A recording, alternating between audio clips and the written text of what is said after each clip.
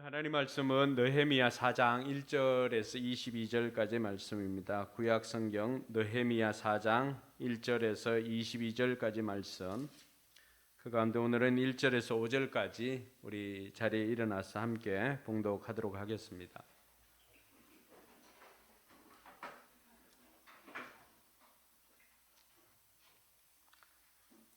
같이 읽습니다. 우리가 성벽을 다시 쌓아 올리고 있다는 소식을 들은 산발랏은 몹시 분개하며 화를 내었다. 그는 유다 사람을 비웃으며 자기 동료들과 사마리아 군인들이 듣는 데에서 힘도 없는 유다인들이 도대체 무슨 일을 하는 거냐? 이 성벽을 다시 쌓는다고 여기에서 제사를 지내겠다는 거냐? 하루 만에 일을 끝낸다는 거냐? 불타버린 돌을 흙무더기 속에서 다시 꺼내서 쓸 수 있다는 거냐 하고 빈정거렸다. 그의 곁에 서 있는 암몬 사람 도비야도 한마디 거들었다. 다시 쌓으면 뭘 합니까? 돌로 성벽을 쌓는다지만 여우 한 마리만 기어 올라가도 무너지고 말 겁니다. 우리의 하나님 들어주십시오.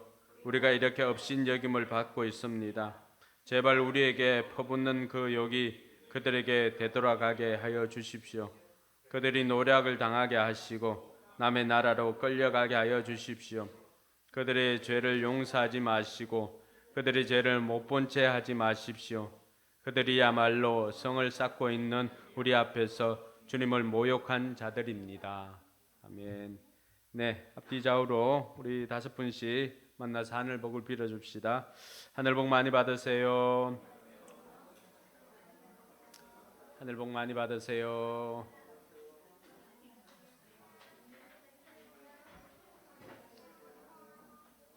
하늘 복 많이 받으세요.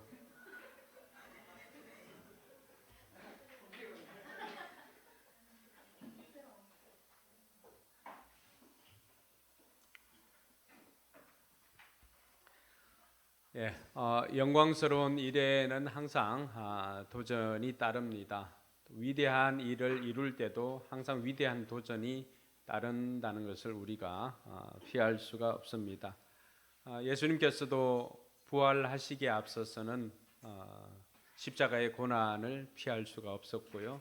그 고난을 지나고 난 다음에 비로소 영광스러운 부활에 이를 수가 있었습니다. 그래서 No cross, no crown, 십자가 없이는 부활도 없다라고 그렇게 이야기를 합니다. 우리가 하고 있는 이 행복한 사람들의 축제, 이 영혼 구원하는 그 일도 마찬가지입니다.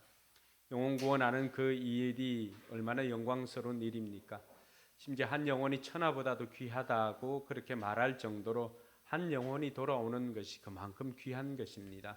근데 그러한 영광스러운 일도 순조롭게 진행되는 것은 아닙니다. 곳곳에 위험이 도사리고 있고요. 곳곳에 위협이 도사리고 있다라고 하는 것을 우리가 오늘 본문을 통해서 알 수가 있습니다. 느헤미야는 여러분들이 아시는 것처럼 52일 만에 성벽을 다 완공을 하였습니다. 이 52일 만에 너무나 빠른 시간 안에 이 성벽을 완공하였는데 그 일이 순조롭게 진행되어져서 52일 만에 완공한 것은 아닙니다. 느헤미야도 이 성벽을 완공하는 데 있어서는 대적들이 늘 와서 시비를 걸고 심지어 위협을 하기도 하고 오늘 말씀에도 보면은 10차례나 와서 습격을 하려고 시도를 하고 이런 일들이 일어났습니다. 그러니까 이런 위협 가운데서 52일 만에 성벽을 완공하였다라고 하는 것입니다. 우리가 살아가고 있는 일도 마찬가지고요. 또 특별히 우리가 영혼 구원을 위해서 힘쓰고 애쓰는 일도 마찬가지입니다. 어려움 없이 그저 되는 것 없고요. 그 어려움이 있음에도 불구하고 어떻게 하면 그 어려움을 극복하고 우리가 영혼 구원의 기쁨을 누리게 될 것인가.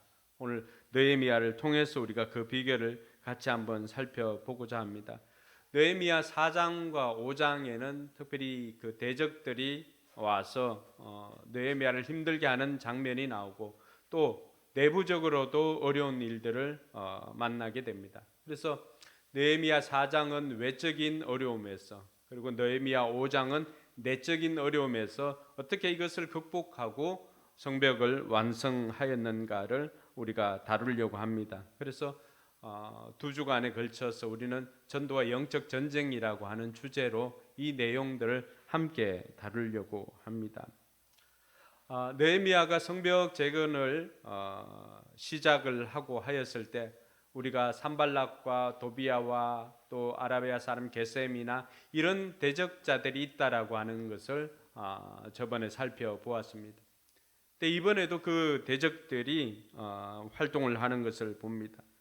오늘 4장 1절을 보니까 우리가 성벽을 다시 쌓아 올리고 있다는 소식을 들은 산발랏은 몹시 분개하며 화를 내었다. 그리고는 유다 사람들 비웃음에 이제 조롱을 하는 거죠. 여러분, 대적들이 반응을 할 때 언제 반응을 합니까? 언제 반응을 합니까? 오늘 1절에 보니까 성벽을 다시 쌓아 올린다는 소식을 듣고 이들이 반응을 합니다. 우리의 대적들도 마찬가지입니다. 영적인 대적도 마찬가지입니다. 우리가 일을 하지 않고 가만히 있으면은 악한 사탄도 우리에 대해서는 터치를 하지 않습니다. 왜냐하면 가만히 두어도 아무런 능력 없이 그냥 스스로 자멸할 수밖에 없기 때문입니다. 그런데 여러분들이 영적 각성을 하고 내가 이렇게 살아서는 안 되겠다 라고 생각하고 제대로 한번 살아보려고 하면은 사탄도 그때는 긴장하여서 여러분들 삶을 공격하기 시작하는 것입니다.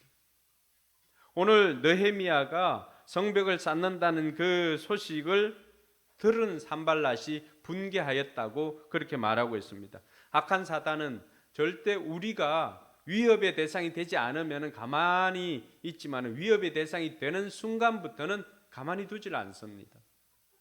여러분들이 한 영혼이라도 이번에는 정말로 나를 통해서 한 영혼이라도 구원받는 것을 보고 싶다라고 마음 먹었을 때 여러분들 VIP들이나 이 사람들을 위해서 기도하고 또 문자를 보내고 그들을 섬기려고 이렇게 마음 먹고 시작을 하면은 어떻습니까? 순조롭게 진행됩니까? 아닙니다. 그 순간에 사탄은 어떻게 알고요? 그 사람이 아무런 뜻도 없이 나 그날 약속이 있는데 이렇게 하면 어떻게 합니까? 마음이 무너지는 거죠. 그러면서 그러다가 우리가 하는 일도 힘들게 되면 어떻게 하냐라고 하는 이런 말들을 우리가 계속해서 들을 수가 있습니다.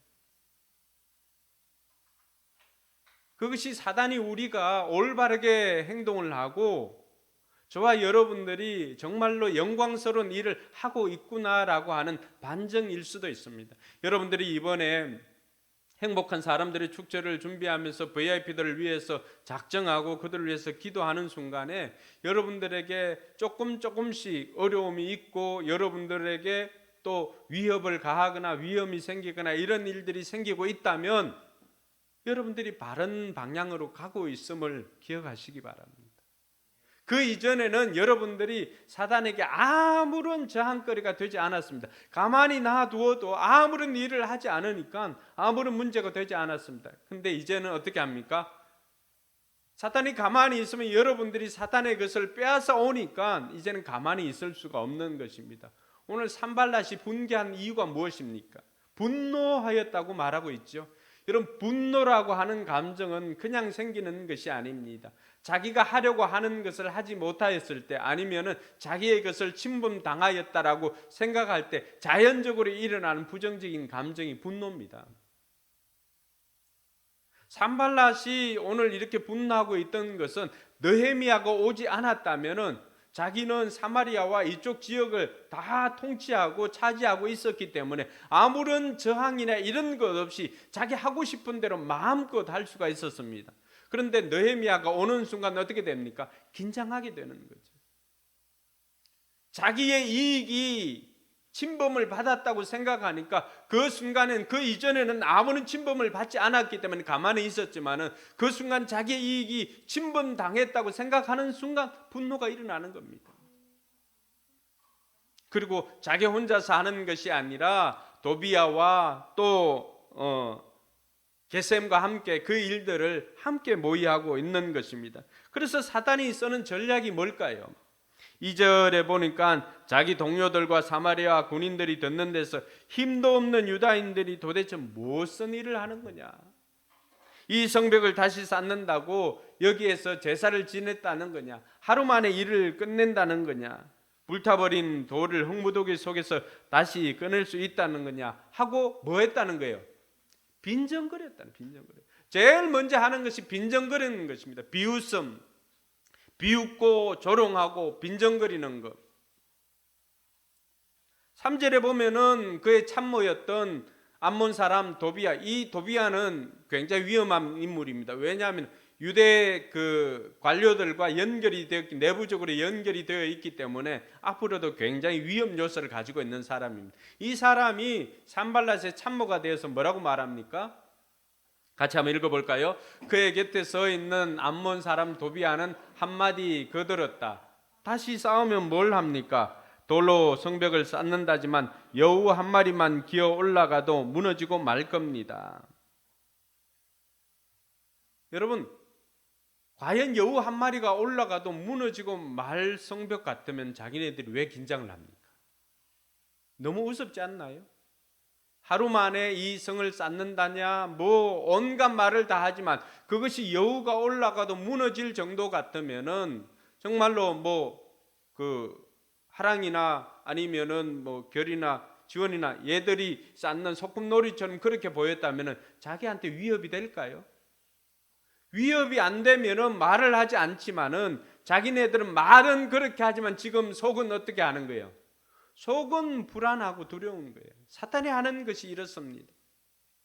말로는 우리를 위협하고 비웃고 조롱하지만 실상 그들도 두려운 것입니다. 오늘 저와 여러분들이 이 느헤미야의 대적들을 보면서 우리의 삶을 한번 돌아봤으면 좋겠습니다. 우리 주변에도 우리를 말로 힘들게 하는 사람들이 있을 것입니다. 그 말로 힘들게 하는 사람들, 그들은 분노하고 때로는 비웃고 조롱하지만 실상 그들이 두려운 것입니다. 그들이 그 마음이 두려운 것입니다. 그래서 비웃음과 조롱하면서 그들이 계속해서 방해를 하는데 더 이들을 화나게 한 것이 있습니다. 이 정도 비웃고 조롱하면은 저 사람들이 포기할 줄 알았는데 6절에 보니까 이 사람들이 성벽 쌓는 일을 계속하였다고 이야기를 합니다. 그러니까 어떻게 합니까?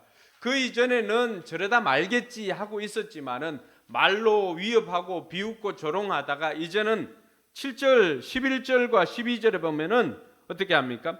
한편 우리의 원수들은 지도새도 모르게 쳐들어와서 우리를 죽여서 일을 못하게 하려고 계획하고 있었다. 이들의 목적이 뭐예요? 일을 못하게 하려고 계획하는 거예요. 12절 같이 읽어볼까요?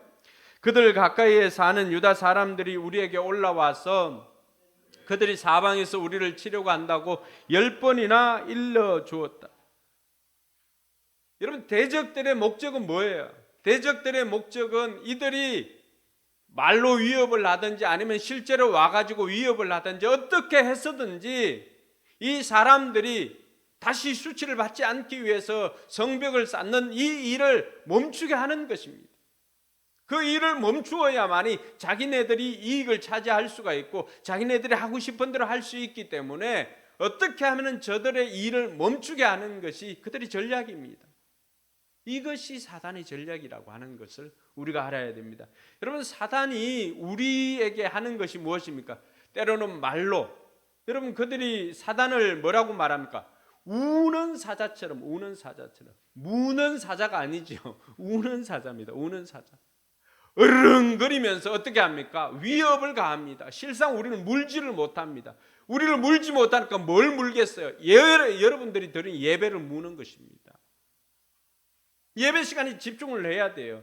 그렇지 않으면은 그냥 사탄이 여러분을 직접적으로 물지 못하여도 여러분 예배를 건드려서 은혜를 받지 못하니까 계속해서 사탄이 공격할 수 있는 틈이 열리는 거예요. 무너지는 겁니다. 오늘 이들 가운데도 마찬가지죠. 이들이 하는 것은 예루살렘에 있는 성벽을 쌓는 이 사람들이 온갖 위협이나 조롱이나 심지어는 왔다가 협박을 하고 이런 것들을 통해서 목적은 일을 멈추게 하는 것입니다. 우리가 영적 전쟁에서 참석할 때 사탄의 목적을 분명하게 깨달아야 됩니다. 지피 지키면 백전백승이라고 하지 않습니까? 사탄의 전략은 뭐예요? 이런 위협 가운데서, 이런 불편함 가운데서 내가 전도를 포기하는 것입니다. 내가 VIP를 데리고 오는 것을 포기하는 것입니다. 그것을 사탄이 기대하는 거예요. 여러분 개인적으로나 공동체적으로 힘든 일을 경험할 때 있지 않습니까? 그럴 때마다 반복해서 일이 생길 때마다 마음속에 일어나는 것이 무엇입니까? 좀 그만했으면 좋겠다. 언제까지 이렇게 해야 되냐? 라고 하는 그 마음들이 생길 때가 꿀뚝 같습니다. 근데 그것이 사탄의 전략이라고 한다면 내가 이 시점에서 포기하면은 기뻐하는 것은 사탄밖에 없다라고 하는 것을 알 때 우리가 포기할 수 있을까요? 한 영혼을 두고 기도하고 한 영혼을 위해서 우리가 섬기고 기도하고 할 때 사탄은 계속해서 여러 가지 어려움들로 우리로 하여금 포기하게 만듭니다. 육신의 사람이 하는 게 아니에요. 그러니까 그래서 바울이 우리에게 가르쳐 준 것이 무엇이죠? 보이지 않는 자들과의 영적 전쟁임을 말해주고 있습니다. 공중 권세 잡은 자들, 혈과 육에 대한 것이 아니라고 하는 거예요. 우리 눈에 나타나는 것은 현상을 가지고 있는 그 사람이 지금 여러 가지 일들로 우리를 힘들게 하지만 배후에는 뭐예요? 악한 사탄이 그 사람을 통해서, 그 일을 통해서, 그 사건을 통해서 계속 우리로 하여금 포기하게 만드는 거예요. 포기하게 만드는 거.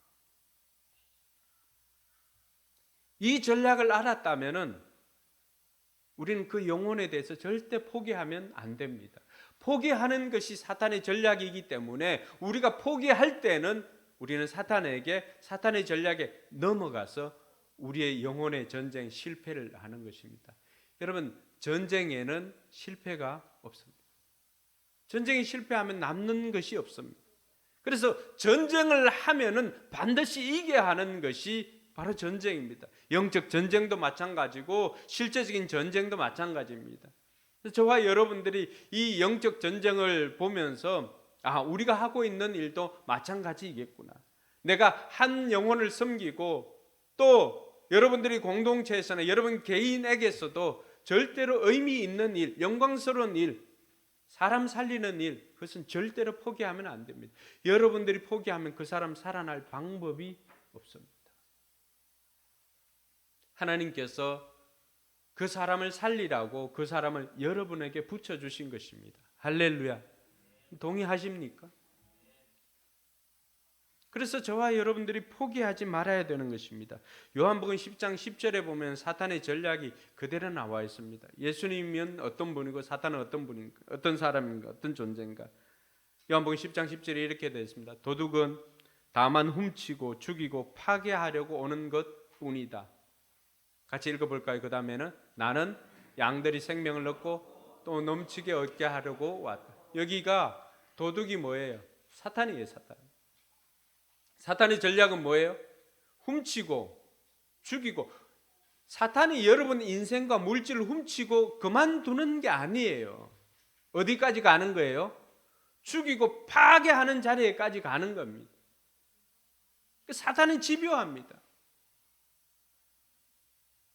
사탄은 죽이려고 오지만은 예수는 우리를 살리려고 오는 것입니다. 우리가 기억해야 되는 거예요. 여러분 사랑에 대해서 쏘으면 안 돼요. 제가 최근에 보는 드라마가 있습니다. 눈물의 제왕. 미안해.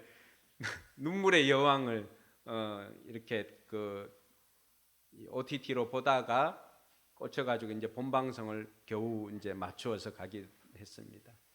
손흥민이 빠지자마자 제가 바로 그 틀었습니다. 눈물의 여왕을 보면은 그 누군가요? 김지수인가? 그 김지연인가? 김지원? 김지원 한 사람 두고 그 두 사람이 하여튼 대결을 하죠. 이 실제 인물 이름 모르 김수현, 백현우와 윤원성이 이렇게 이 홍예인을 두고 이렇게 다툼을 합니다. 그럼 거기서 여러분 눈을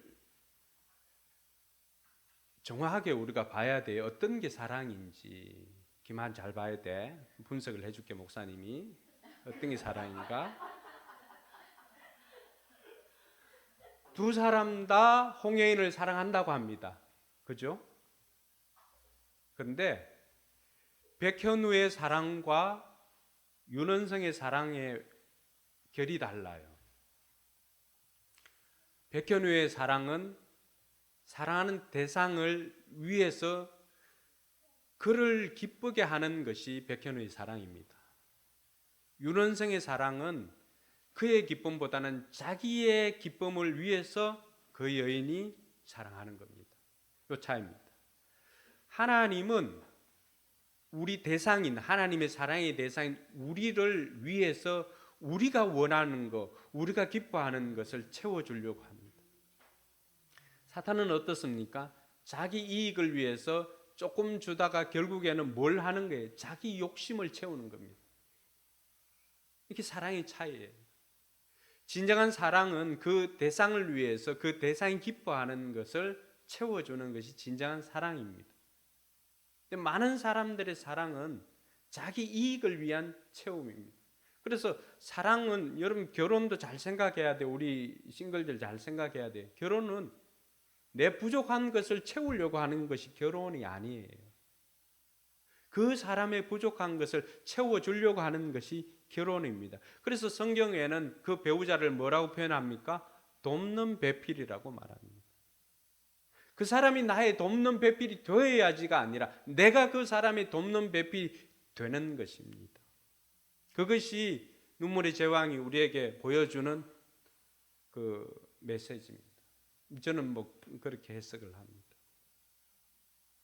하나님께서 우리를 향해서 자기를 내어주는 희생적인 사랑이 보이잖아요.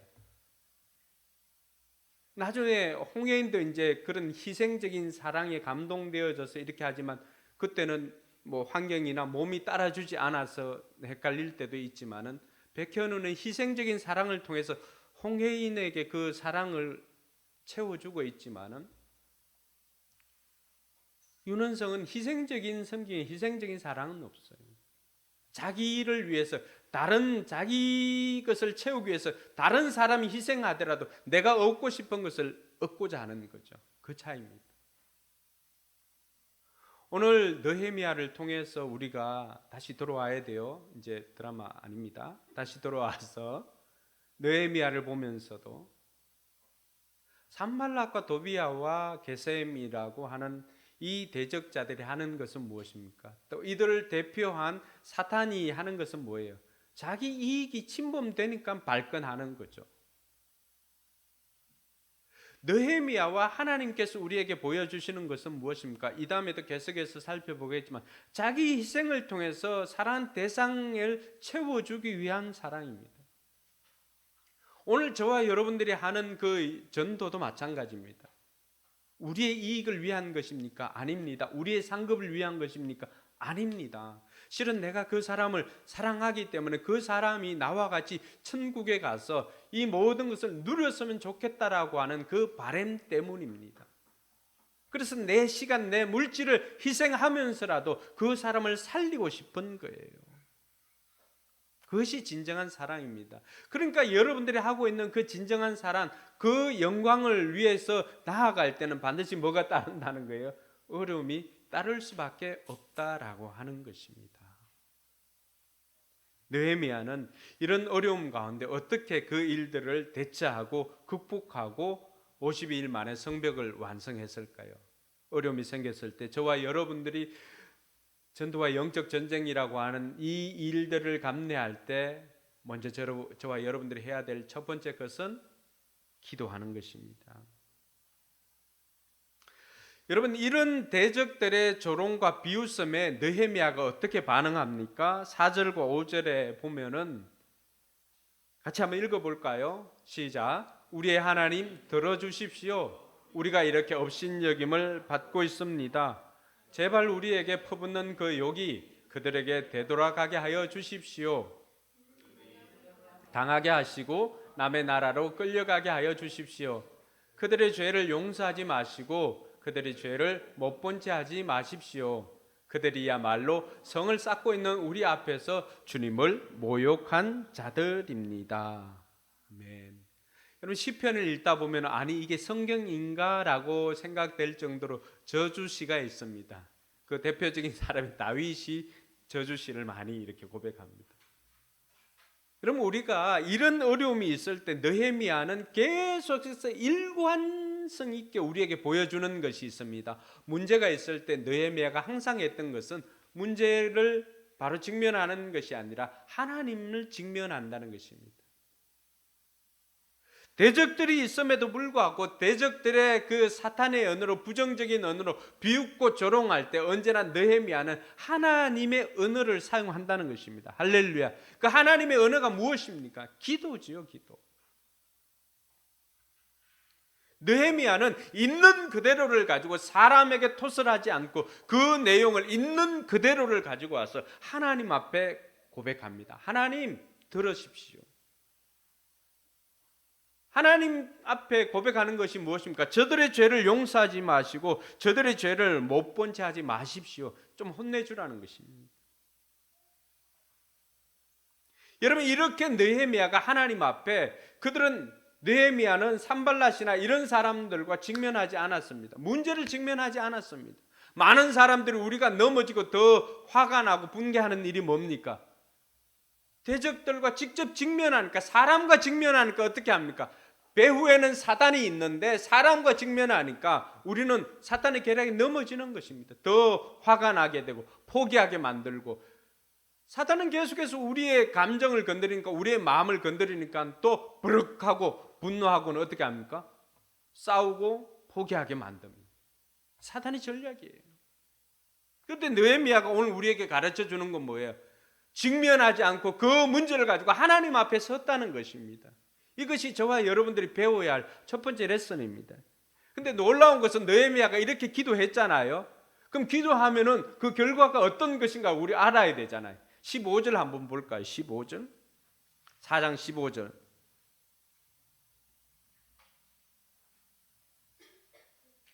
같이 한번 읽습니다. 시작. 드디어 우리의 원수들은 자기들의 업무가 우리에게 새 나갔다는 것을 알게 되었다. 하나님이 그들의 업무를 헛되게 하셨으므로 우리는 모두 성벽으로 돌아와서 저마다 하던 일을 계속하였다. 할렐루야. 여기에 있는 거예요. 하나님이 그들의 업무를 어떻게 했다고요? 헛되게 하셨다. 할렐루야. 여러분 우리가 기도할 때 하나님께서 일하십니다. 하나님께서 어떻게 일하시는가? 사탄의 업무가 들통나게 만드는 거예요. 오늘도 그런 날이잖아요. 우리를 포기하게 만드는 것, 여러 가지 어려움이 있을 때 포기하게 만드는 것이 사탄의 전략인데 우리가 알아버렸잖아요. 사탄의 전략을 알았을 뿐만이 아니라 한 걸음 더 나아가니까 하나님께서 어떻게 하셨다는 거예요? 그들의 업무를 헛되게 하셨다. 할렐루야.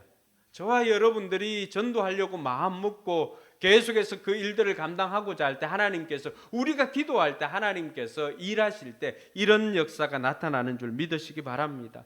그러니까 우리는 다시 성벽을 쌓는 일을 돌아와서 계속해서 하였다라고 말하고 있습니다. 영혼 구원하는 일에 끝까지 힘을 다해서 할 수 있는 저와 여러분들이 되기를 바랍니다. 골로새 4장 2절에서 4절에 보면 바울이 그 골로새 성도들을 향하여서 도움을 요청하는 장면이 나옵니다. 같이 한번 읽어볼까요? 기도에 힘을 쓰십시오. 감사하는 마음으로 기도하면서 깨어 있으십시오. 또 하나님께서 전도의 문을 우리에게 열어주셔서 우리가 그리스도의 비밀을 말할 수 있도록 우리를 위해서도 기도하여 주십시오. 나는 이 비밀을 전하는 일로 매여 있습니다. 그러니 내가 마땅히 해야 할 말로 이 비밀을 나타낼 수 있도록 기도해 주십시오. 아멘. 저도 여러분들을 위해서 기도하는 것이 이것입니다. 여러분들도 저를 위해서 기도해 줘야 되는 것이 이것이고 우리가 함께 기도해야 되는 것이 이것입니다. 기도에 힘을 쓰는 것, 감사함으로 기도하는 마음으로 깨어 있으라고 그렇게 말하고 있습니다. 그래서 뭘 기도하라는 거예요? 전도의 문이 열리도록. 할렐루야. 포기하지 않고 끝까지 이 전도의 문이 열리도록 기도하는 것이 저와 여러분들이 해야 될 일인 것을 오늘 느헤미야를 통해서 우리가 배울 수 있는 첫 번째 레슨입니다. 두 번째로 배울 수 있는 것은 하던 일을 멈추지 않고 계속하는 것입니다. 여러분, 오늘 사단의 비웃음과 조롱으로 이 느헤미야와 이스라엘 백성들을 일을 하지 못하도록 방해를 합니다. 근데 6절에 보니까 뭐라고 말합니까? 우리가 성 쌓는 일을 계속하였다. 백성이 마음을 모아서 열심히 일하였으므로 그러니 내가 마땅히 성벽 두르기는 마칠 수 있었으나 높이는 반밖에 쌓지 못했다. 이들이 성 쌓는 일을 어떻게 한 거예요? 계속하는. 사탄의 전략을 알았으니까 사탄의 전략을 모를 때는 어떻게 합니까? 그래, 내 한 사람 안 한다고 이게 어떻게 되겠냐? 그동안에도 안 해왔는데 무슨 표가 나겠나? 라고 말하겠지만 그게 아니라고 하는 거예요. 포기하지 않고 내가 그 일을 할 때 하나님께서 어떻게 합니까? 빈틈없이 그 모든 성벽이 막아서는 거예요. 성벽 두르기를 마칠 수 있는 것. 비록 우리가 이번에 하는 일들이 완벽하게 성 높이를 2, 3m 이렇게 쌓는 일이 아니라 할지라도 괜찮습니다. 중요한 것은 빈틈없이 모든 사람들이 이 일에 동참했다는 거예요. 물론 드고와 귀족들은 빠졌지만 우리 중에도 빠지는 사람이 있을 거예요. 그런데 중요한 것은 어떤 한 부족도 빠지지 않고 그 일들을 감당하고 그 일들을 행하였을 때 성을 한 바퀴 다 둘렀다는 것입니다. 뭐예요 이것은?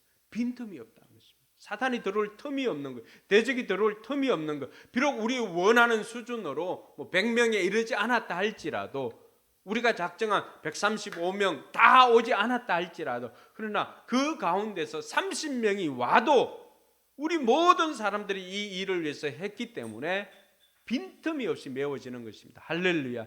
그래서 저와 여러분들이 포기하지 않고 하던 일을 계속하는 것, 이것이 영적 전쟁에 임하는 우리의 자세가 되어야 합니다. 15절에 우리가 좀 전에 읽었던 말씀도 뭐였어요? 하나님께서 저들의 모의를 헛되게 하셨으므로 우리는 어떻게 했습니까? 우리는 돌아와서 그 다음 구절, 같이 읽습니다. 하나님이 그들의 업무를 헛되게 하셨으므로 우리는 모두 성벽으로 돌아와서 저마다 하던 일을 계속하였다. 할렐루야. 오늘 일상이라고 하는 찬양도 마찬가지였고요. 첫 번째 불렀던 그 찬양도 마찬가지였죠. 우리가 우리 자리에서 나를 세워주신 이 자리가 최선의 자리인 줄 알고, 이곳이 하나님께서 세워주신 자리인 줄 알고 최선을 다해서 감당하는 거예요. 할렐루야. 이번 행복한 사람들의 축제도 마찬가지입니다. 하나님께서 이제 내가 하나님 앞에 쓰임 받기를 원하구나 라고 하면서 내가 맡고 있는 부분들을 멈추지 않고 계속해서 진행하는 것입니다. 할렐루야. 멈추는 것은 사단의 전략이요, 멈추지 않는 것은 하나님의 계획인 것을 믿으시기 바랍니다. 그것이 우리가 두 번째 배우는 레슨입니다. 세 번째로 배우는 레슨은 무엇입니까? 우리의 마음을 세우는 것입니다. 여러분, 사탄의 전략이 그렇게 쉽게 우리가 멈추지 않는다고 해서 쉽게 무너지지 않습니다. 오늘 10절에 보니까 사탄의 계략이 조금씩 통한다는 것을 알 수가 있죠. 10절에 그런데 유다 사람들 사이에서 이런 노래가 퍼져 있었다. 흙더미는 아직도 산더미 같은데 짊어지고 나르다 힘이 다 빠졌으니 우리 힘으로는 이 성벽 다 쌓지 못하리. 여러분, 우리가 이 일들을 꾸준하게 감당하려고 할 때 사탄이 몇 번 이렇게 하다 마는 게 아니에요. 그렇게 몇 번 잽을 이렇게 치다 보면 어느 순간이니까 약한 부분이 드러나게 되잖아요. 여러분, 몸도 마찬가지잖아요. 밸런스가 이루어지는 부분이 있습니다. 균형이 깨어지면 그 깨어진 균형 사이로 바이러스가 들어오고 하면 감기에 걸리든지 무슨 일이 생깁니다. 그러니까 사탄이 계속해서 우리의 마음을 공격하는 이유도 여기에 있는 거예요. 마음이 무너지는 거예요. 그래서 마음이 무너진 게 뭐예요? 심장이 떨어지는 거, 낙심이죠. 낙심. 사탄의 전략입니다. 근데 백성 중에는 그런 사람들이 생겼다는 거예요. 야, 우리가 지금 해야 할 일은 저렇게 많은데 아직도 흙은 산더미처럼 쌓여 있는데 일은 끝낼지도 못하는데 저 나르다가 힘이 빠졌는데, 야, 이거 그래, 이건 애초에 우리가 할 일이 아니야. 우리 힘으로는 이게 아니야. 우리가 뭐라고. 이런 패배적인 감정을 들게 한다는 것입니다. 그러니까 사단은 계속해서 우리의 마음을 공격합니다. 그럴 때 지도자가 하는 일들을 잘 보십시오. 느헤미야가 하는 것은 여러분 계속해서 백성들의 마음을 세우는 것을 느헤미야가 하는 것입니다. 오늘 이들을 통해서 이들이 계속해서 하나님의 일들을 방해하고 백성들의 마음을 혼미하게 하니까 느헤미야가 하는 것은 무엇입니까? 백성들이 마음을 모으게 하고 뿐만 아니라 7절과 8절에 보면 혼란에 빠뜨리게 하려고 할 때에도 느헤미야가 하는 것은 무엇입니까? 그래서 나는 백성 가운데 13절에 보면은 그래서 나는 백성 가운데 얼마를 가문별로 칼과 창과 활로 무장시켜서 성벽 뒤 낮은 빈터에 배치하였다. 14절 우리 같이 한번 읽어볼까요? 백성이 두려워하는 것을 보고 나는 귀족들과 관리들과 그 밖의 백성들을 격려하였다. 그들을 두려워하지 말아라. 위대하고 두려운 주님을 기억하고 형제 자매와 자식과 아내와 가정을 지켜야 하니 싸워라. 여러분 오늘 느헤미야의 위대함은 여기에 있습니다. 느헤미야는 모든 백성들이 마음이 낙심이 일어나고 그 일순간에 백성들의 마음은 눈은 어디를 향합니까? 문제를 바라봅니다. 문제를 바라보는 백성들의 그 시선을 그 눈을 느헤미야는 어떻게 합니까? 저들을 두려워하지 말고 위대하고 두려운 주님을 기억하라 라고 하면서 백성들의 시선을 하나님께로 돌렸습니다. 할렐루야. 여기에서부터 시작하는 거예요. 느헤미야는 성벽 쌓는 것도 중요하지만 느헤미야에게는 백성들의 마음을 세우는 것도 중요하였습니다. 우리가 영적 전쟁에 있어서 계속해서 무너지지 않아야 할 성벽이 있다면 그것은 우리의 마음입니다. 그래서 성경은 뭐라고 말합니까? 물어 지킬 만한 것보다 너희 마음을 지켜라. 왜? 생명의 근원이 이에서 남이라. 할렐루야. 여러분 우리 영적 전쟁의 전장터가 어디입니까? 우리의 마음입니다. 포기하고 싶은 생각도 어디에서 듭니까? 우리의 마음입니다. 원망 불평 어디에 생깁니까? 우리의 마음에 생깁니다. 그러니까 바울이 빌립보서 4장 6절과 7절에 뭐라고 말합니까? 너희는 두려워하지 말고 하나님 앞에 감사로 기도하라고 합니다. 그리고 감사로 기도하면 어떻게 합니까? 모든 지각에 뛰어난 하나님의 평강이 그리스도 예수 안에서 뭘 지킵니까? 너희 마음과 생각을 지키시리라. 할렐루야. 우리의 전장터 마음과 생각을 누가 지켜주신다고요? 하나님께서 지켜주시기 때문에 문제 묵상하지 말고 문제의 해결자 되시는 하나님 바라보라는 거예요. 느헤미야가 바로 그걸 행한 것이죠. 크고 두려우신 하나님, 저들을 두려워하지 말고 크고 두려우신 하나님을 기억하고 하나님께로 시선을 돌리라고 하는 것입니다. 하나님께로 시선을 돌릴 때 우리가 복음성가 찬양하지 않습니까? 우리의 시선을 하나님께 돌리면 어떻게 됩니까? 내가 하는 일이 하나님의 역사가 되는 것입니다. 할렐루야. 사랑하는 성도 여러분, 뿐만 아니라 느헤미야는 백성들의 마음을 세우기 위해서 저들에게 우리가 하고 있는 이 일이 어떤 명분이 있는지를 가르쳐 주었습니다. 오늘 14절에 보면은 그들을 두려워하지 말아라. 위대하고 두려운 주님을 기억하고 그 다음에 뭐라고 말해요? 형제 자매와 자식과 아내와 가정을 지켜야 하니 싸우라. 명분은 뭐예요? 너희 가족을 지켜라는 것입니다. 지금 이 하고 있는 일 크게는 예루살렘과 이스라엘 민족을 위한 것이지만 작게는 누구를 위한 것입니까? 당장의 가족들을 지키는 것입니다. 그래서 내가 서 있는 이 부분을 내가 지켜야만이 우리의 가족들을 세울 수 있는 것입니다. 이 원리가 들어온 것이 무엇일까요? 요즘은 뭐 거의 없어진 것 같아요. 이 원리, 가족을 지키는 원리가 적용된 것이 제가 나왔던 그 특수부대 창설 원인입니다. 디펜스 아미. 우리는 우리 동네만 지킵니다. 방위라고 하죠. 그 김정일이 옛날에 내려오지 못한 이유도 방위 때문인 것은 아시죠? 몰라요? 여러분, 북한에서 간첩을 보내가지고 침투하려고 이렇게 내려오려고 했는데 뭔가 현역들과는 다른 군복을 입고 있는데 폼은 보니까 엉성한 것 같고, 그런데 얘들이 없는 데가 없어. 당구장에 가도 방위병들, 식당에 가도 방위병들, 온데 다 가도 방위병들이 없는 데 없으나, 물론 중2도 한몫하죠. 얘들도 눈에 베이는 게 없으니까 중2도 한몫은 했어요. 애국자들입니다. 잘 해줘야 됩니다. 근데 방위병들은 무슨 특징이 있습니까? 그들은 그 동네 사람들입니다. 그 지역의 지형들을 그 사람들보다 잘 아는 사람은 없습니다. 그렇지 않을까요? 그래서 해안 경비를 써도, 또 산악 경비, 내륙 경비를 써도 다 동네 사람들, 동네 출신인 방위들이 지키니까 어디에 위험 요소가 있고 어디에 무슨 적이 있다는 걸 다 압니다.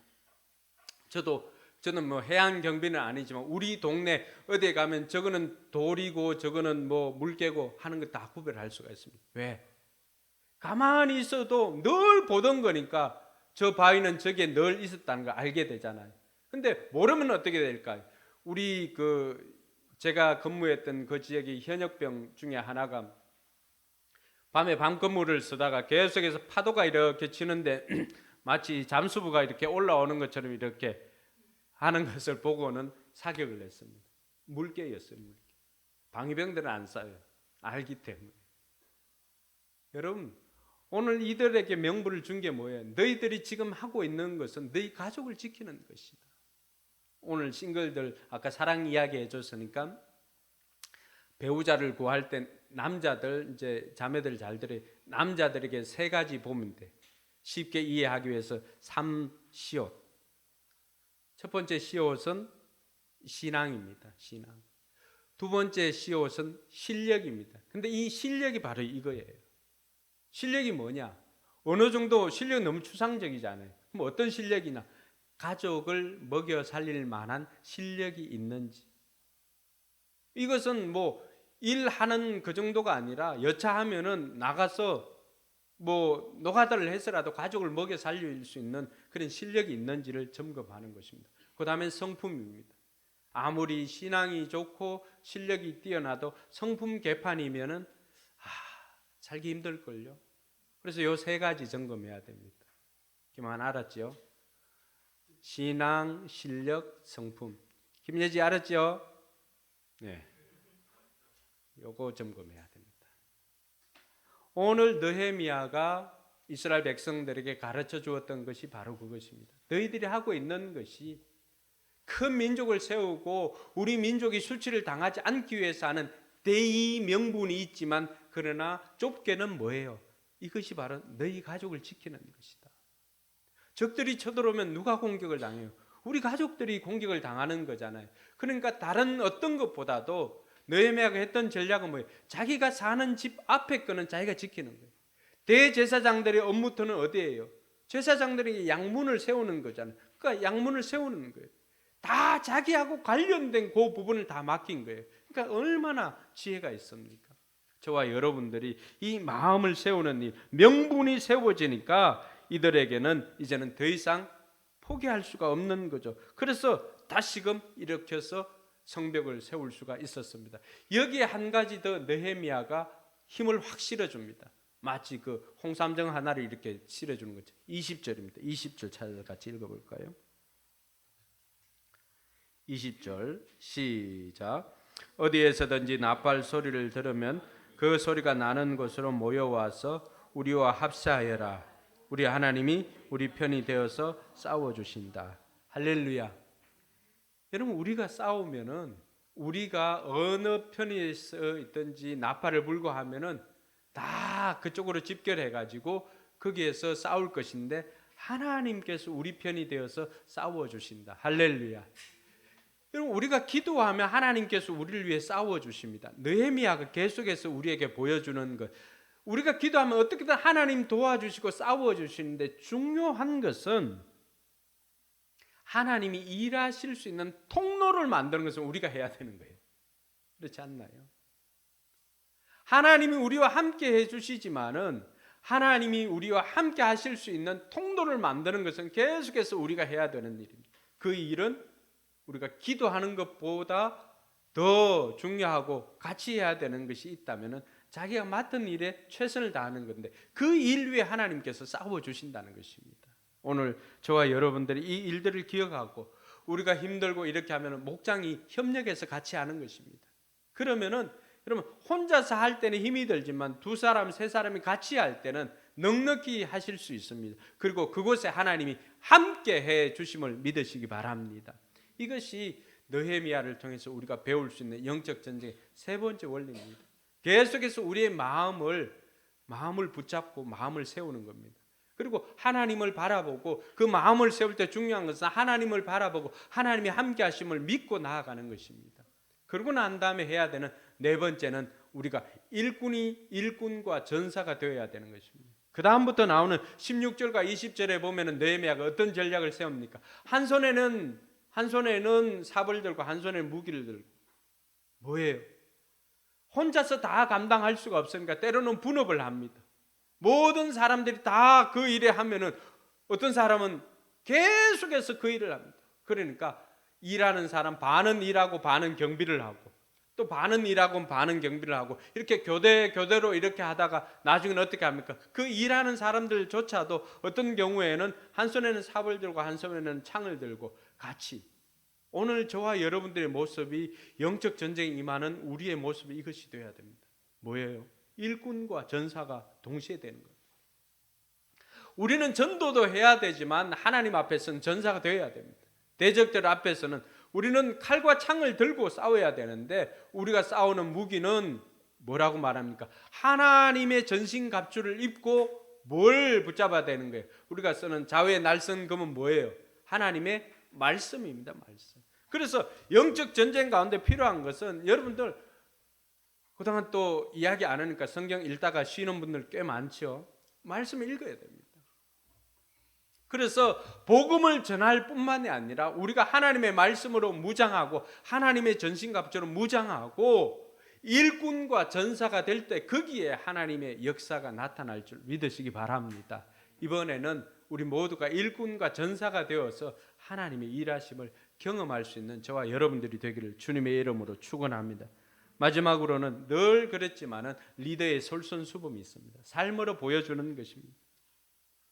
22절, 23절 이 4장의 마지막 부분에 뭐라고 되어 있습니까? 이 기간에 나는 또 백성에게 명령하였다. 밤에는 저마다 자기가 데리고 있는 부하들과 예루살렘 성 안으로 들어와서 묵으면서 경계를 서고 낮에는 일을 하여라. 그 다음에 같이 읽어볼까요? 나도 나의 형제들도 내가 데리고 있는 젊은이들도 나를 따르는 경비병들도 우리 가운데 어느 누구도 옷을 벗지 않았으며 물을 길러 갈 때도 무기를 들고 다녔다. 할렐루야. 리더가 삶으로 보여주는 것입니다.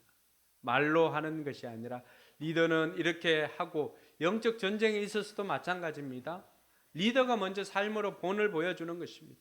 여러분 목자, 목녀들 여러분들은 리더입니다. 여러분 삶으로 먼저 본을 보여주어야 합니다. 그래야 백성들이 따라오는 것입니다. 오늘 느헤미야는 따뜻한 곳에 잘 수 있지 않습니까? 그런데 그렇게 하지 않았다는 거예요. 백성들에게 말로만 명령하고 자기는 편안하게 있는 것이 아니라 돌격 앞으로가 아니라 느헤미야가 보여준 것은 뭡니까? 나를 따르랍니다. 나도 나의 형제들도 내가 데리고 있는 젊은이들도 나를 따르는 경비병들도 우리 가운데 그 어느 누구도 옷을 벗지 않고 물을 기르러 갈 때도 무기를 들고 다녔다. 여러분 우리나라도 북한과 대치 국면에 있기 때문에 항상 전시의 위험이 있습니다. 그래서 우리나라에서 이제 뭐 발령하는 데프콘이나 이런 것이 있습니다. 데프콘 3나 또 데프콘 2 제가 방위 출신이라서 잘 모르는데 위로 올라갈수록 높은 거니? 보급병도 잘 알지는 못한 전투병 데프콘은 1이 셉니까? 3가 셉니까? 군악대 제가 이 아쉬운 게 자꾸 우리 중에 장교가 없다는 거야. 그래서 내가 정우만큼 좀 ROT 좀 보낼까 싶었는데 또 일찍 제대하고 싶다 그래가지고 여러분 데프콘 1이나 3 같은 경우도 그 발령하는 거에 따라 가지고 휴가나 외출이나 전면 금지가 됩니다. 그래서 언제든지 출격할 수 있도록 대기를 해야 됩니다. 평상시에는 어떻게 합니까? 다른 사람들은 휴가나 이런 게 있습니다. 근데 5분 대기조 때는 항상 언제든지 대기해야 되는 사람들이 있습니다.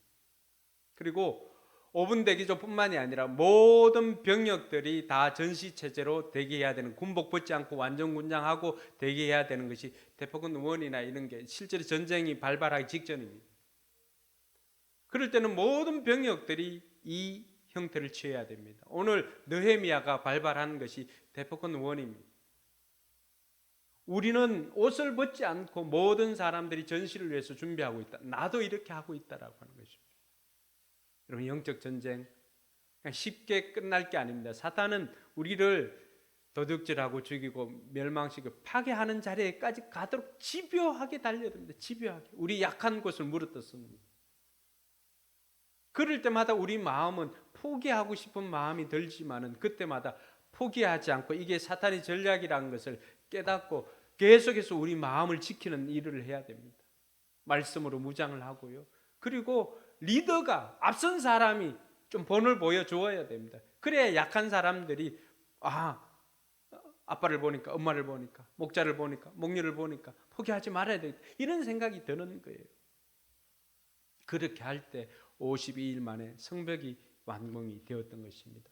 전도와 영적 전쟁 있다는 사실을 우리가 분명하게 기억하고, 여러분들에게 조그만 어려움이 있다면 내가 바르게 가고 있구나, 이 전쟁은 불가피하겠구나, 그러면 전쟁을 하게 되면 승리를 해야지 라고 하면서 오늘 가르쳐 주었던 이 5가지 레슨들을 잘 기억하고 영적 전쟁에 승리하는 저와 여러분들이 되기를 주님의 이름으로 축원합니다.